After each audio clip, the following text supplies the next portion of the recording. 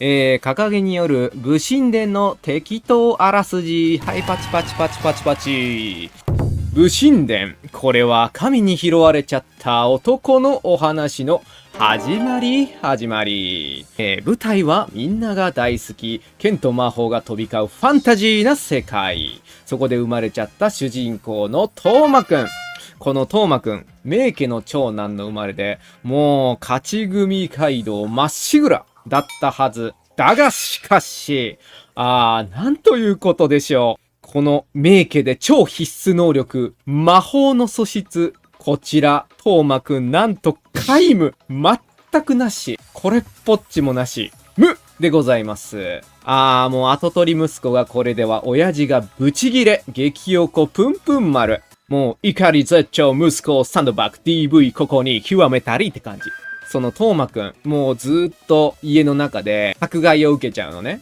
で、全然ろくにご飯も与えてもらえないの。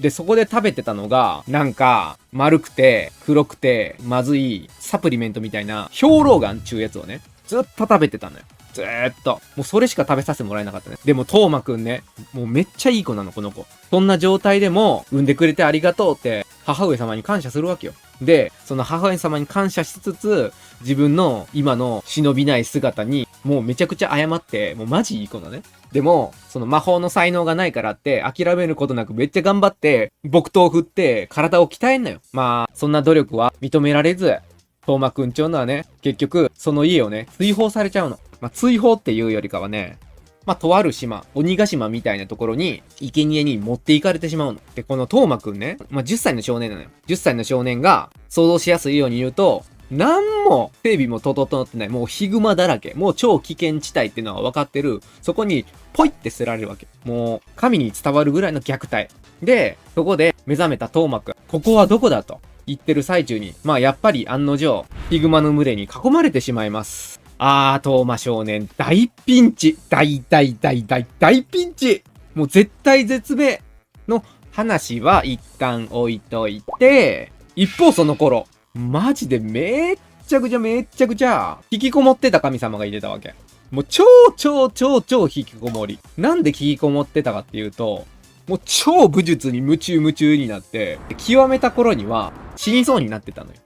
で、死にそうなになってた自分を見つめ直して、俺、せっかくここまで極めた武術、どうしたらええのみたいな。結局、頑張って極めたのに、何も残らへんやん。めっちゃ焦ったわけよ。俺はこんな武術に夢中になりすぎて、世界のことを何も見ておらんかったって言って。で、もういろんなところふわふわと見てたわけよ。わしの生きる意味とはってね。もうおじいちゃんになっちゃってるからね。で、そこの引きこもりの神さんは、空でプカプカーと浮いてたわけよ。そこで、引きこもりのこの神様、見つけちゃったわけよ。ヒグマに囲まれるトーマ少年。もう来た。待ってましたと。神様大興奮。来たぞと。なんやあいつと。もう熱狂的な野球のファンの観戦さながら。でも、この少年どうすんのかな。もうなんかすぐ死んじゃうようやったら、諦めちゃうようやったら、どうしよっかなみたいな感じだったけど。でもトーマ少年、やっぱ勇気ある子なのよ。もうその、ヒグマに囲まれようが、もう殴りかかに行くわけよ。そこでもう、おじいちゃん大興奮。勇敢にも立ち向かったトーマ少年に感動し、おじいちゃん、もう嬉しくなっちゃって、そのヒグマをニコニコでボコボコにしちゃうのよ。で、トーマくんを助けちゃうわけ。で、もう、神様、トーマくんにメロメロなわけ。もうめっちゃ可愛くて仕方ないの。もう孫ラブ。もうトーマくん孫。で、トーマくんをもう、見てたら見るほど、こいつめっちゃくちゃ才能溢れとんなと。もう才能の旨味成分たっぷりで、もうよだれダラダラなんだよ。育てて、自分のもうじい様の武術の遺産相続しちゃいたいってなっちゃったわけよ。もう全部自分にあげたいっても。私の武術の遺産相続しちゃうってなっちゃったの。もうトーマくんに。でも、トーマくんも、やっぱりそんな愛情ってのを母親ぐらいしか受けたことなかったのね。だからもう見知らぬおじいちゃんからの愛でも、弟子になれって言われたら、もうなっちゃったわけよ。もうトーマくんも助けてくれておじいちゃん大好きなの。だから、トーマくんもおじいちゃん子になる。だから、どういう物語なのかっていうと、この武神伝っていうのは、追い出された男の子が、たまたまね、その自分の能力を継がせたいっていうね、神様に偶然出会ったことによって、最強のね、主人公、トーマくんが生まれたお話ってこと。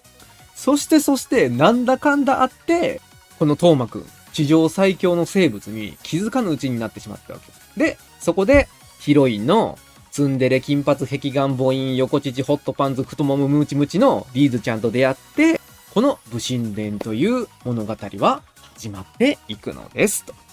で、俺が最後に言いたいのは、兵糧丸はなかったらやばかったっていうお話です。はい。めでたしめでたし。武神伝をよろしくお願いいたします。